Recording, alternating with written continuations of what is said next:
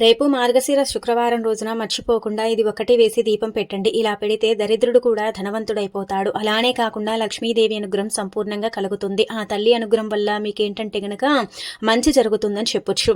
ఇక్కడ ఏంటంటే గనకనండి శుక్రవారం అండి ఎంత లేని వారైనా సరే దీపం పెట్టడం అనేది జరుగుతుంది. ఎందుకంటే లక్ష్మీదేవికి దీపం పెడితే ఆ తల్లి అనుగ్రహిస్తుందని మనం నమ్ముతూ ఉంటాం. అలానే కాకుండా మనకేంటంటే గనక ఐశ్వర్యాన్ని కూడా ఇస్తుంది. ప్రతి ఒక్కరికి కూడా లక్ష్మీదేవి అనుగ్రహం కావాలి కదా. కాబట్టి మీరు ఈ విధంగా దీపారాధన చేయటం వల్ల మంచి ఫలితాలు అయితే ఉంటాయి.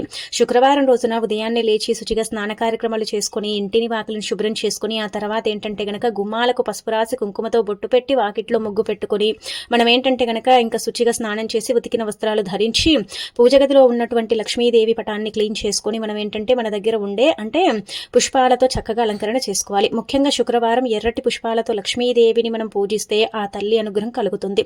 అలానే కాకుండా ఇలా మీరేంటంటే గనక పుష్పాలతో అలంకరించి దీపారాధన చేయండి.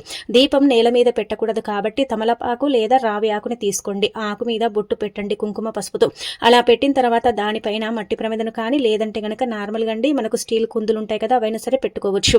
అవి పెట్టిన తర్వాత ఏంటంటే గనక అందులో మన శక్తి కొలది అండి నువ్వుల నూనెను కానీ ఆవునేతిని కానీ పొయ్యండి. పోసిన తర్వాత 2 ఒత్తులను ఒకటిగా చేసేసి దీపారాధన చేసి వెలుగుతున్న దీపంలో ఏంటంటే గనక రూపాయి బిల్లని తీసుకొని కుడి చేతిలో పట్టుకొని మనం ఏంటంటే గనక ధన సమస్య గురించి చెప్పుకోవాలి. డబ్బు రావాలని ధన ద్వారాలు తెచ్చుకోవాలని లక్ష్మీదేవి అనుగ్రహం కలగాలని సంపాదన మొత్తం కూడా తగ్గిపోతుంది చక్కగా పెరగాలని సంకల్పం చెప్పుకొని ఆ రూపాయి బిల్లని దీపంలో వేసి ఇంకా వదిలేయండి. అలా దీపం కొండెక్కిన తర్వాత ఆ రూపాయి బిల్లని తీసి ఆ రూపాయి బిల్లని ఏంటంటే గనక ఒక క్లాత్ సహాయంతో తుడ్చండి. తుడిచిన తర్వాత దాన్ని దానం చెయ్యండి. ఇలా చేస్తే మంచి జరుగుతుంది. 1-2 శుక్రవారాలు ఈ విధంగా ఆచరించడం వల్ల లక్ష్మీదేవి తొందరగా అనుగ్రహిస్తుంది. ధన ద్వారాలు తెచ్చుకుంటాయన్నమాట అండి.